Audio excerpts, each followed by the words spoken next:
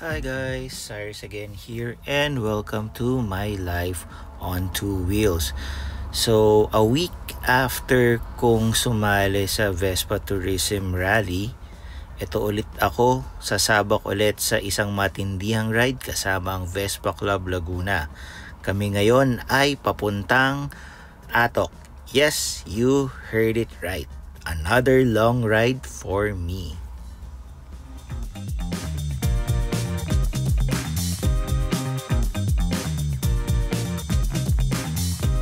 Siyempre, bago umalis, pray muna kami para gabayan sa aming biyahe.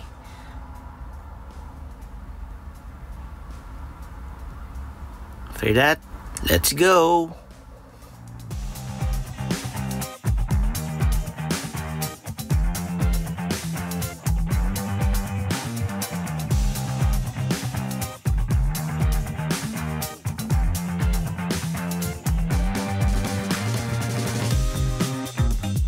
So habang malapit pa, dito na nag-decide magpagas yung karamihan para yung susunod namin bandang nasa gitna na kami ng biyahe.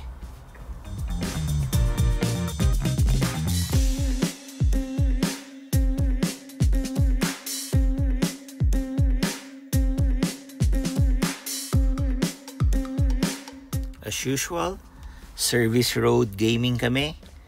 Dito namin babaybayin kasabay itong mga jeep at mga ibang motor. Let's go!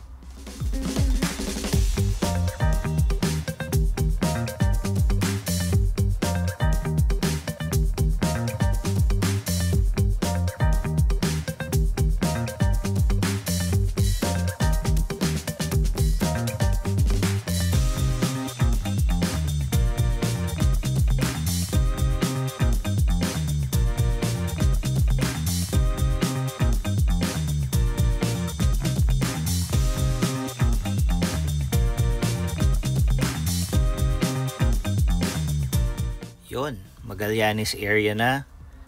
Babaybayin namin after ang EDSA.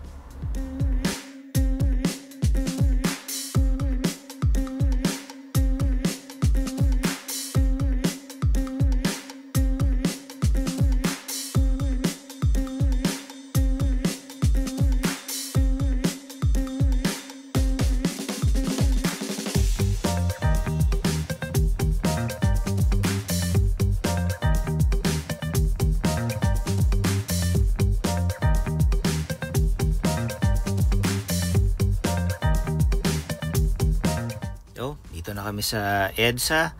Kahit sa gantong ka-late na oras medyo madami pa rin ang bumabiyahe, kaya medyo traffic pa rin. Pero since naka-scooter kami, mabilis lang kaming nakakaiwas sa traffic. Okay, second stop. Quick stop lang kami dito sa gas station dito sa may bandang monumento. Stretch muna. After ng quick stop at vape break, sabak ulit.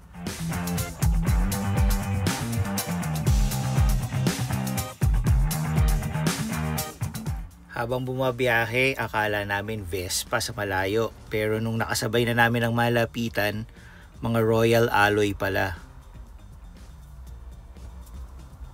Okay, third stop, Caltex San Ildefonso. Pagas at antay din nung iba naming kasama. Sa ride pala na ito, 3 ang kasama naming naka-geared na Vespa. Ito, tamang kwentuhan muna, pahinga, video ng mga motor, at gear up na ulit.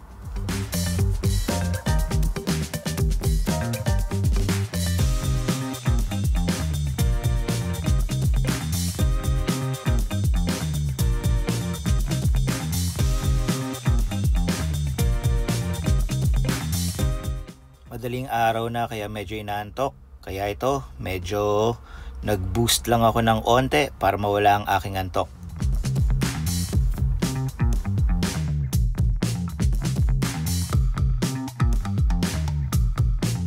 Good morning! So, ito, maliwanag na at nandito na kami sa may bandang La Union.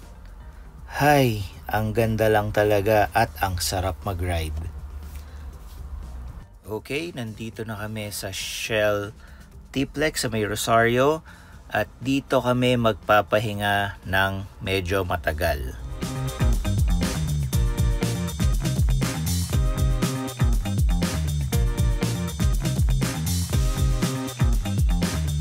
Okay, after more than an hour break, gear up na and let's go, Atok!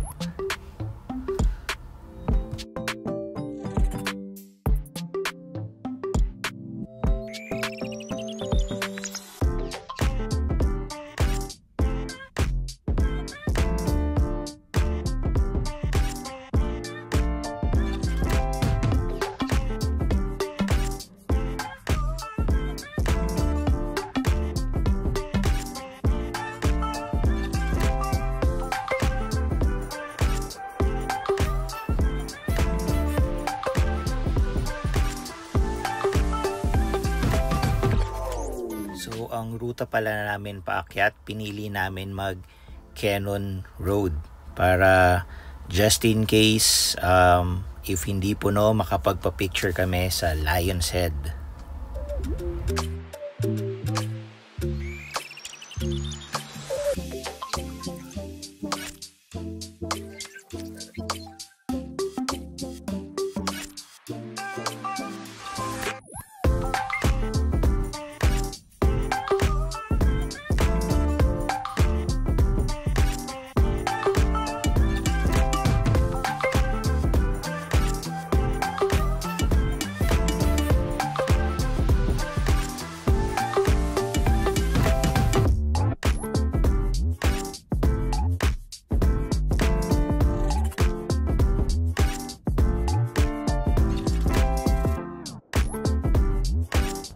Meron lang konting pagbagal dito sa may, I'm not sure if Camp 4 or Camp 5 na to dahil merong slight na off-road na dadaanan.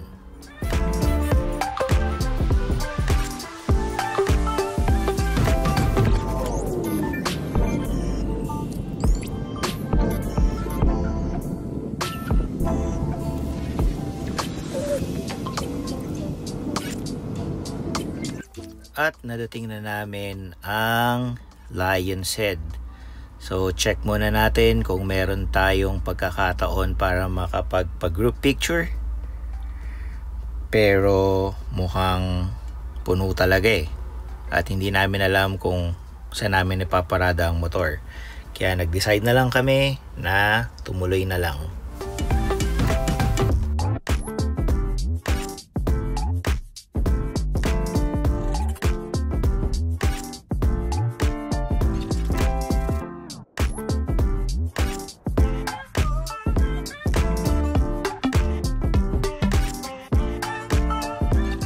Andito na kami sa Baguio.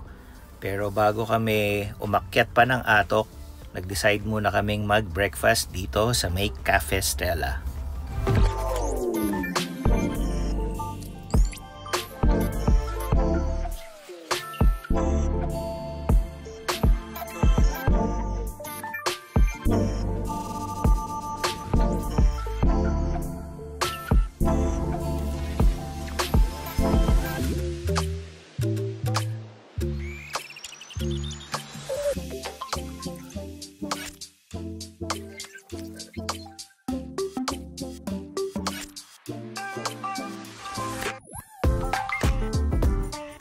Okay, tapos nang kumain ng breakfast, may energy na ulit mag-ride. Tara na, ride na tayo, paatok. Let's go!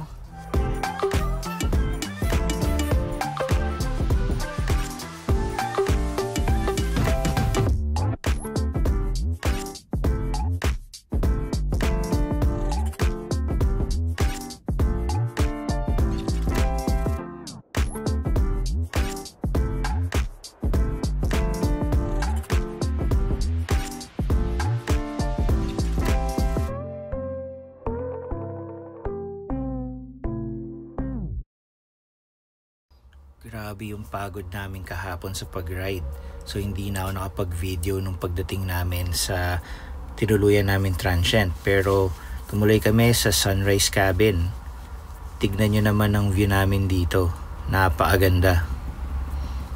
Warming up na kami ng motor dahil prepping up na rin kami para pumunta kami sa may Mount Olis.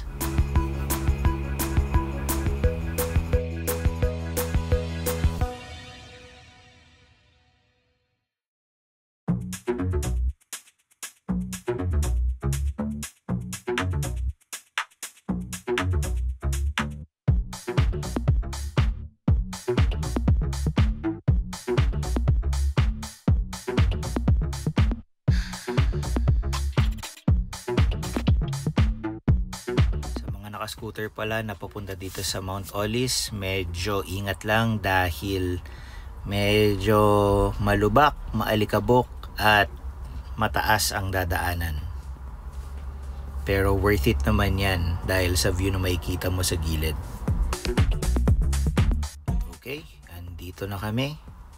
Park lang ng motor, tanggal lang ng helmet at simulan lang mag-hike papunta sa taas.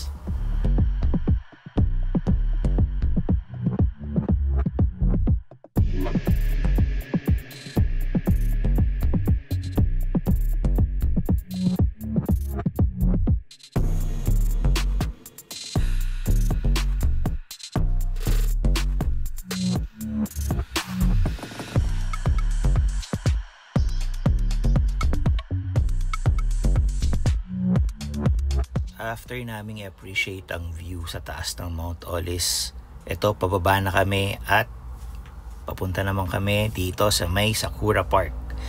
Dito na rin pala kami magba-brunch.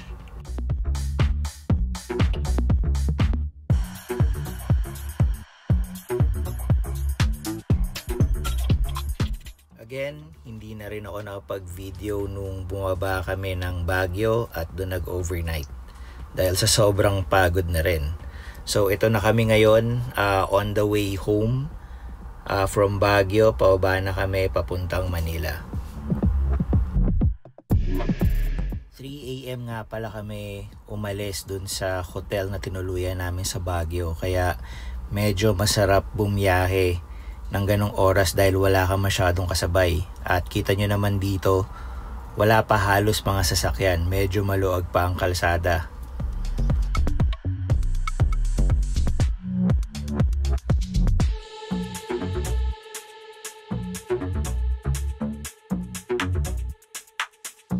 Pala yung presidente namin, si Pres Nino na naka PX at si JC naka PX na nag-wheelie.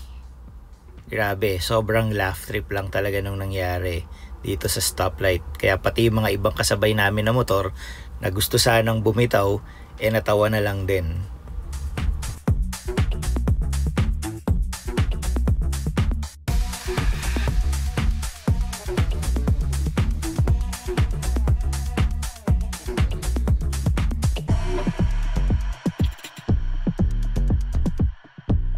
Okay, stop over kami dito sa may Malolos para kumain ng heavy breakfast bago makauwi na ng tuluyan. So andito na kami sa may Airport Service Road. Malapit na kami. So if you like this video, don't forget to like, share, and subscribe. And see you on my next Life on Two Wheels.